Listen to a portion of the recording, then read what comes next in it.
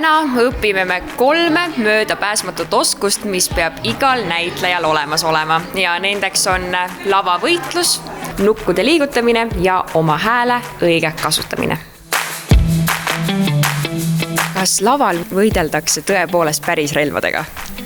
Ei, päris relvadega kindlasti ei võidelda, näitleja peab ikkagi terveks jääma, aga relvad on päris relvade järgi tehtud.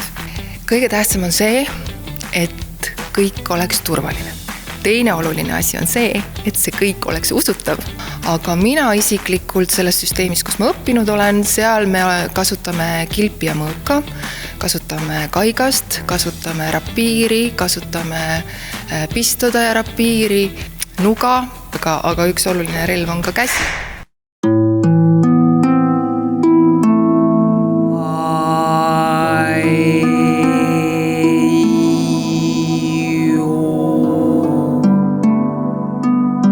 Milline see hääletehnika A ja O on?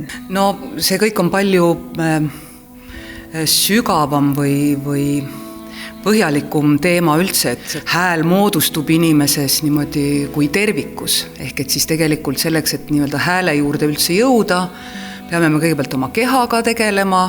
Ta peaks olema vabastatud igasugustest liigsetest pingetest. On mõttekas oma lihaseid liigutada, nägu liigutada, lihaseid venitada, sügavamalt hingata, et nii-öelda avada ruumi enda sees.